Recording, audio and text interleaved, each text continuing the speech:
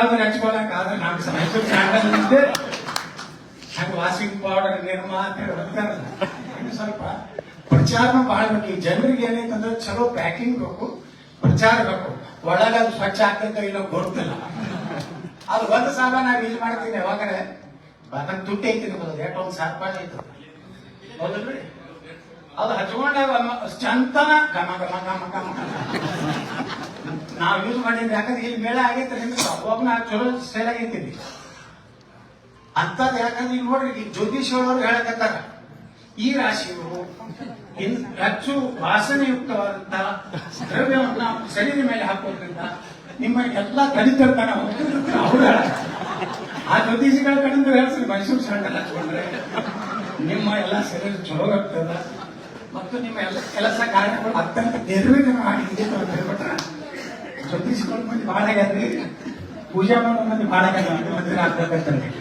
ಅದಕ್ಕ ನಾ ಹೇಳ್ದಾಗ ಉದ್ದಿನ ಗಡ್ಡೆ ಐತಿ, ಅಲ್ಲಿಂದ ಇದು ಐತದೆ ಸಣ್ಣದು ಸಾಂಗ್ರಾಣಿ ಎಲ್ಲ ಮಾಡಕತ್ತಾರ.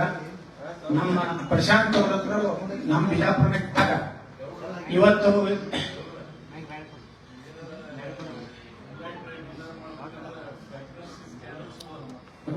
ಹೆಂಗಪ್ಪ ನಾನೇವಾದ್ರೆ ಭೂಮಿ ಪೂಜಾದಾಗ ಡಿನ್ನರ್ ಪಾರ್ಟಿ ಹೇಳ್ರಿ ನಮಗೆಲ್ಲ ಅದು ಹೆಂಗ್ ಪ್ರಾರ್ಥನೆ ಅಂತ ಗೊತ್ತಾರೆ. ನೀವು ಅಧ್ಯಕ್ಷರಾಗಿ ಕೂಡಿ ನಾವೆಲ್ಲ ಬಂದಂತ ಅದನ್ನು ಸ್ವಾಹ ಮಾಡ್ತೀವಿ, ಮಾತೇನಿಟ್ಟು ಅದನ್ನು ಸ್ವಾಹ ಮಾಡ್ತೀವಿ. ಯಾಕಂದ್ರೆ ಈ ರೀತಿ ನಮ್ಮ ಪ್ರಶಾಂತ್ ಮೊದಲ ನಮ್ಮ ಬಿಜಾಪುರ ಜಿಲ್ಲಾ ಅರಣ್ಯಾಧಿಕಾರಿಗಳ ಬಹಳ ಒಳ್ಳೆ ಕೆಲಸ ಮಾಡ್ಯಾರ. ಇವತ್ತು ಸಿಟಿ ಒಳಗೆ ಎಲ್ಲ ಗಿಡ ಗಂಟಿ ಕಾಣಬೇಕು, ಇಟ್ಟು ಗಾರ್ಡನ್ ಸಿಟಿ ಆಗತ್ತದ ಬಿಜಾಪುರ. ಮೊದಲೇನಿತ್ತು ಧೂಳಾಪುರ ಅಂತಿದ್ರು, ಈಗೇನದ ಬಿಜಾಪುರಕ್ಕೆ ಒಂದ್ ರೀತಿ ವಿಜಯಪುರ ಅಂದ್ರೆ ಅದು ಇಂಡಿಯಾದಾಗ 3ನೇ ಒಳ್ಳೆ ಗಾಡಿ ಇರುವಂತ ನಗರ ಇವತ್ತಾಗಿದೆ. ಎಲ್ಲ ರೋಡ್ಸು ವೇಡ್ಸು ಯಾವ್ದು ಬರ್ತೇನೆ.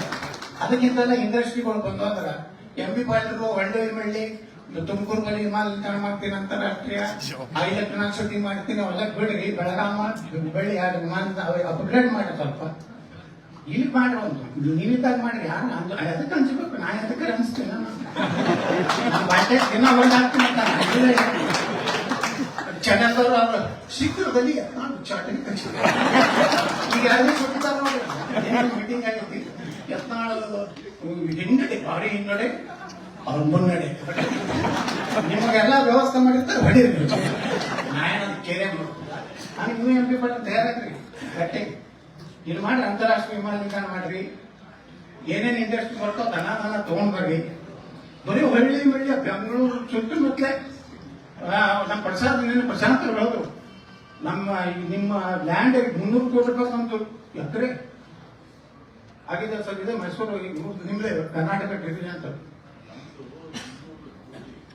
ಯಾವ್ದೋ ಒಂದು ವ್ಯಾಲ್ಯೂಷನ್ 300 ಕೋಟಿ ಹೇಳಿದ್ರಿ. ಎಷ್ಟೋ ಎಕರೆ ಯಶವಂತಪುರ. ಅದಕ್ಕೆ ಯಾಕಾಗಿದೆ ಅಂದ್ರೆ ಸ್ವಲ್ಪ ನೀವು ಡೈವರ್ಟ್ ಮಾಡ್ಬೇಕು ಈ ಕಡೆ ಉತ್ತರ ಕರ್ನಾಟಕ. ಅದೇ ಹರಿಲ್ಯಾಂಡ್ ಯಾವ ಲ್ಯಾಂಡ್ ಇರಲಿ 300 ಕೋಟಿ ಆಗಿತ್ತು ಲ್ಯಾಂಡ್ ಹಳಿದೇ ಇರ್ತದೆ, ಅದೇ ಹೊಸ ಸೃಷ್ಟಿ ಮಾಡ್ತಾರೆ. ಅದಕ್ಕೆ ನೋಡಿ ಮೈಸೂರು ಮಹಾರಾಜ್ ಅವ್ರದ್ದೇ ದೊಡ್ಡ ಕೊಡುಗೆ ಐತ್ರಿ.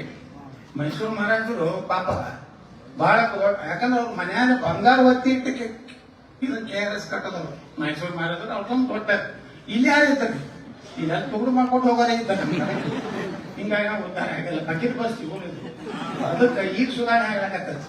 ಅದಕ್ಕೆ MB ಪಾಟೀಲ್ರು ಗಟ್ಟಿ ಮಾಡಿ ಇನ್ನೂ ಇಂಡಸ್ಟ್ರಿಗಳನ್ನ ತಗೊಂಡ್ ಬರ್ಲಿ, ಮತ್ತೆ ಇಂಡಸ್ಟ್ರಿ ಕಿರಿಕಿರಿ ಮಾಡೋದನ್ನ ಬಂದ್ ಮಾಡ್ಲಿ ಅಂತ ಕೇಳ್ಕೊಂಡು ನಾನು ಮಾತು ಮುಗಿಸ್ತೀನಿ. ಜೈ ಹಿಂದ್.